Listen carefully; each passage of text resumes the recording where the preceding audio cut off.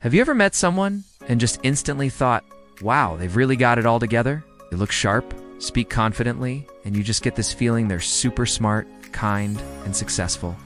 Well, what if I told you that feeling might not be based on reality, but on a powerful psychological trick your brain is playing on you?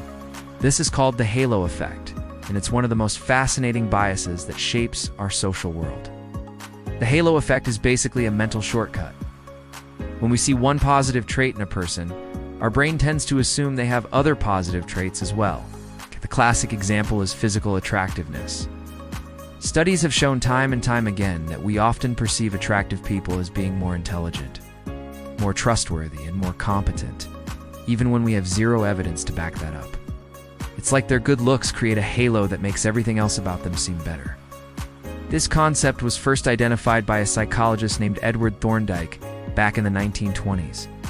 He noticed that in the military, commanding officers who rated their soldiers highly in one area, like physical fitness, were also likely to rate them highly in completely unrelated areas, like leadership and character, even if their performance didn't justify it. The first positive impression created a ripple effect, coloring their entire judgment. But it's not just about looks. A warm smile, a firm handshake, or speaking articulately can all trigger the halo effect. Think about a job interview.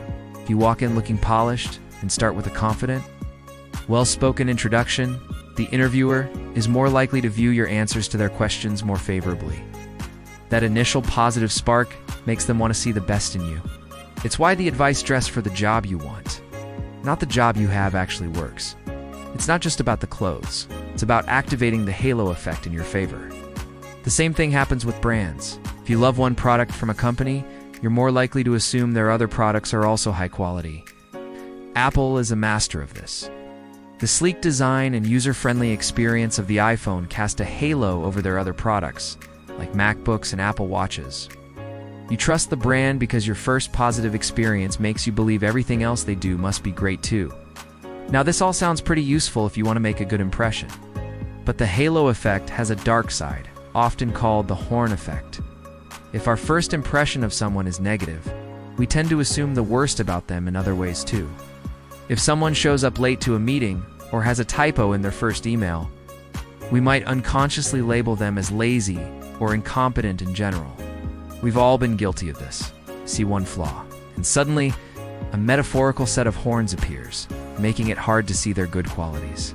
This can lead to some serious unfairness, can affect who gets hired, who gets a promotion, and even how students are graded. Teachers might unconsciously give better grades to the well-behaved good students, assuming their work is higher quality. This is why many schools have started using blind grading, where the teacher doesn't know whose paper they're marking. It's an attempt to remove the halo and let the work speak for itself.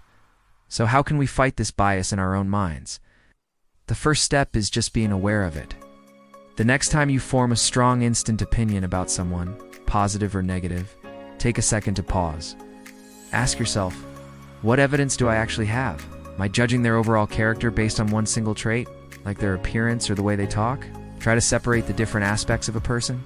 One can be incredibly charming but not very reliable. Someone can be a genius in their field but be terrible at small talk.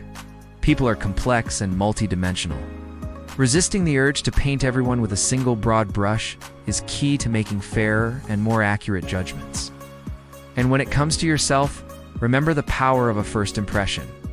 Putting a little effort into how you present yourself isn't about being fake. It's about giving yourself the best chance for your true abilities to shine through. The halo effect is a powerful force, but by understanding how it works, we can learn to see people and ourselves more clearly. It's a reminder that we shouldn't judge a book by its cover or a person by their halo. Thanks so much for watching. If you found this interesting, hit that like button and subscribe for more insights into how our minds work. See you next time.